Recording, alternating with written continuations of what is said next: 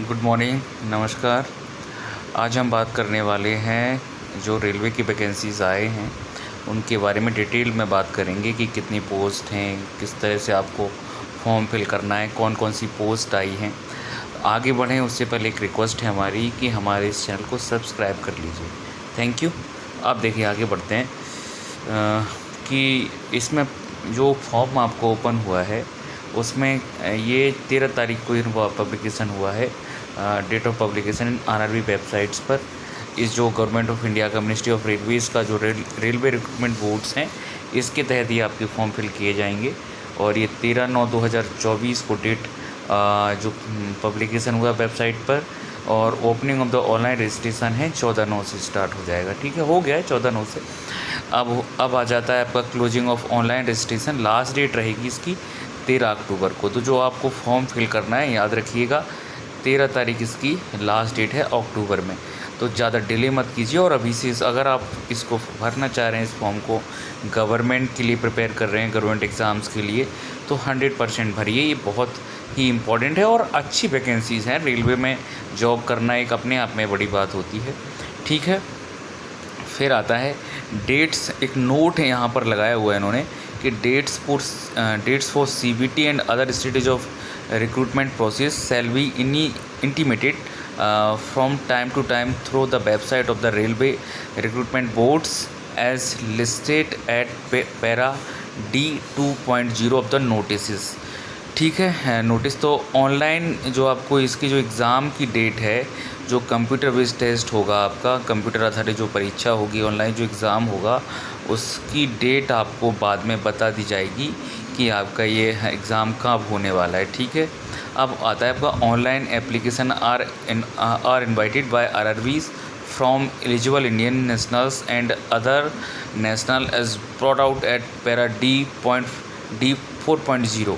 ठीक है, तो इसमें कौन कौन से पोस्ट हैं हम देख सकते हैं कि चीफ़ कमर्शियल कम टिकट सुपरवाइज़र, स्टेशन मास्टर का है, गुड्स ट्रेन मैनेजर का है, जूनियर अकाउंटेंट, असिस्टेंट कम टाइपिस्ट और सीनियर क्लर्क कम टाइपिस्ट के हैं। अच्छे पोस्ट हैं। स्टेशन मास्टर की पोस्ट अच्छी मानी जाती है। गुड्स ट्रेन मैनेजर ये भी अच्छी पोस्ट है। और एक ये चीफ़ कमर्शियल कम टिकट सुपरवाइज़र, ये भी एक इम्पॉर्टेंट पोस्ट है और अच्छी पोस्ट मानी जाती है। बाकी सभी पोस्ट ही इसमें अच्छी हैं, कोई भी ऐसा नहीं है कि ख़राब हो। ठीक है, अब देखें कि इन पोस्ट का जो पे लेवल क्या है। 7th CPC में इनको चीफ़ कमर्शियल कम टिकट सुपरवाइज़र का 6 है, स्टेशन मास्टर का भी 6 है, गुड्स ट्रेन मैनेजर का 5 है, जूनियर अकाउंटेंट का 5 है और सीनियर क्लर्क कम टाइपिस्ट का भी 5 है। ठीक है, तो ये देख सकते हैं इनिशियल पे 35,400, 35,400, 29,200 है गुड्स ट्रेन मैनेजर का, और जूनियर अकाउंटेंट का भी 29,200 है, और सीनियर क्लर्क का 29,200 है। एज क्राइटेरिया देख लीजिए, इम्पॉर्टेंट है।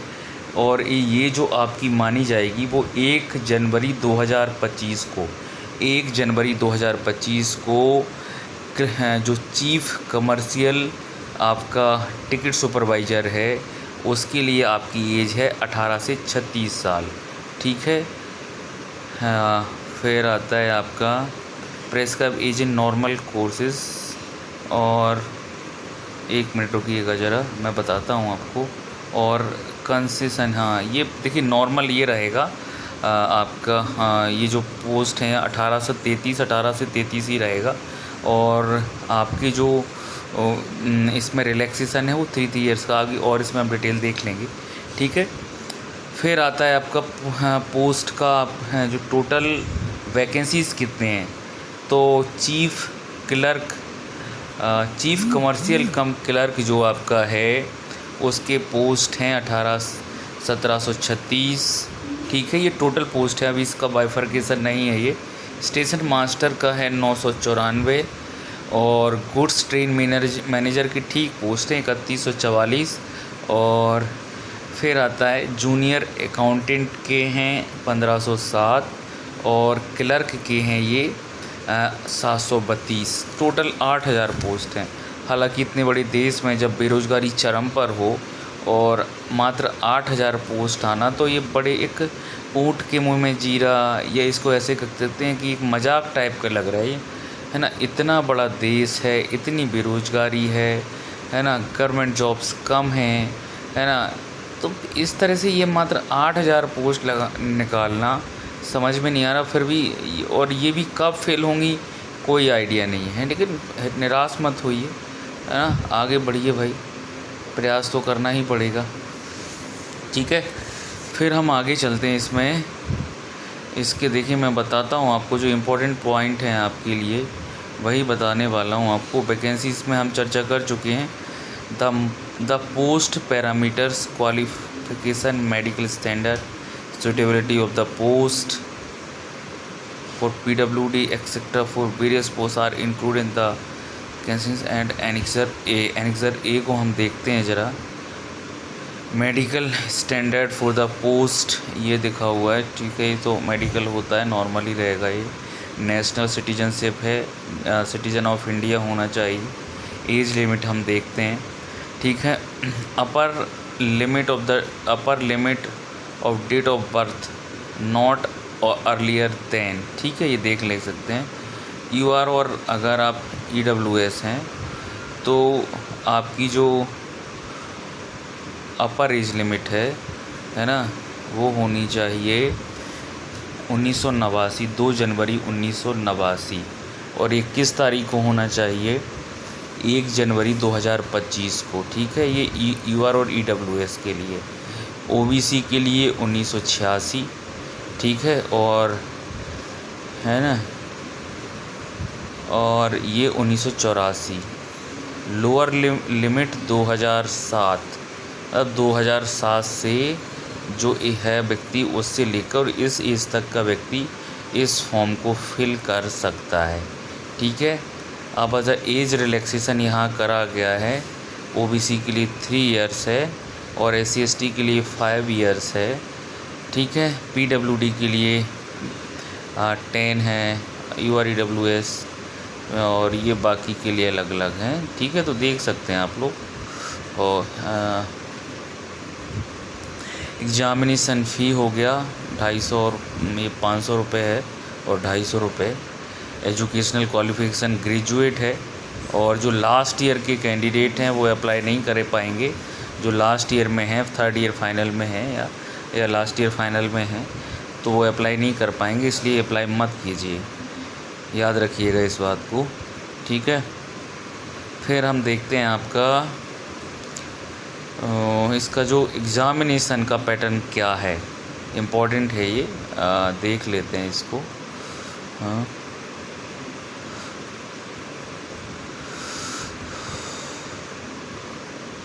आगे देखते हैं।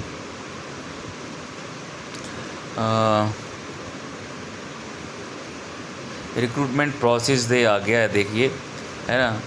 Only single online application common to all notified post in operate RRB has to be submitted by the candidate through the link provided on the official website of RRB। जो official websites हैं RRB के, railway recruitment board के, आपको वहीं से form fill करना है, ठीक है।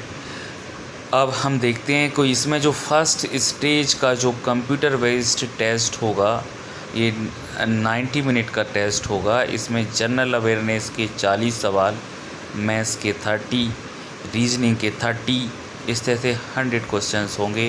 100 क्वेश्चंस और 90 मिनट्स, यानी 1.5 घंटे में आपको 100 सवाल सही करने होंगे। पर्याप्त समय है ना।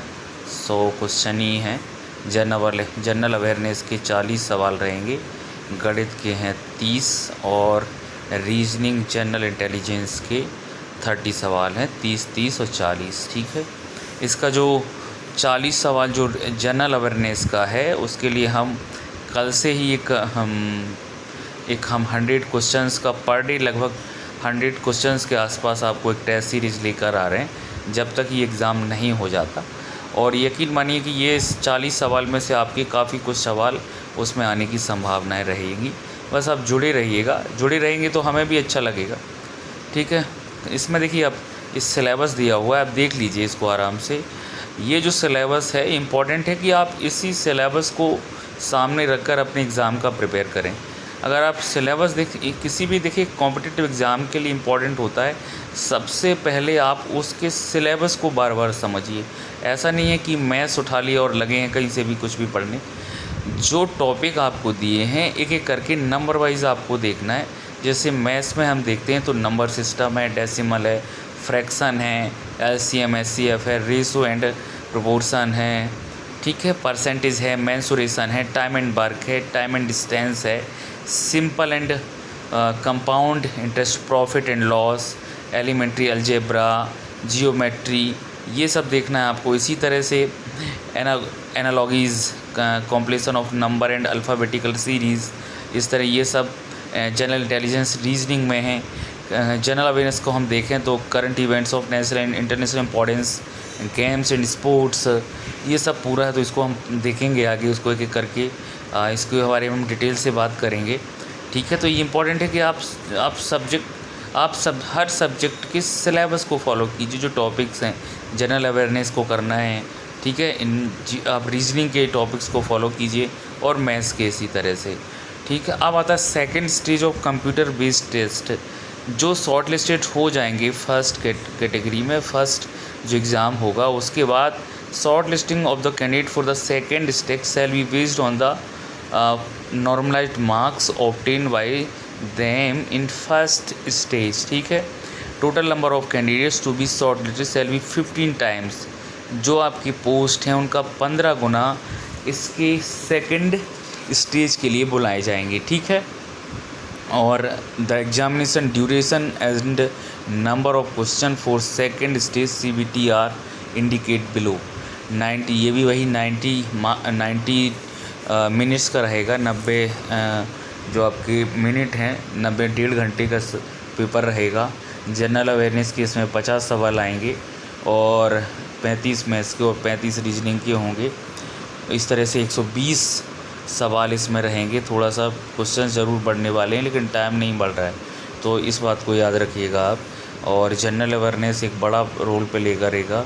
50 सवाल होंगे और अगर आप पूरे सही कर लेते हैं तो आप 100% हो जाएंगे इसमें सेलेक्ट, ठीक है। क्योंकि मैथ्स और जो कॉम्पिटिटिव के लिए प्रिपेयर कर रहा है, जो SSC वाला स्टूडेंट है, वो मैथ्स और रीजनिंग लगभग सभी सही करेंगे। जनरल अवेयरनेस यहाँ इंपॉर्टेंट रोल प्ले करने वाला है, ठीक है। इसके लिए भी यहाँ पर सिलेबस दिया है, उसके बारे में चर्चा करेंगे बाद में। टाइपिंग स्किल टेस्ट होगा कुछ के लिए, जैसे क्लरिकल वगैरह के लिए, वो हम देख लेंगे बाद में, ठीक है। ये फिर आता है आपका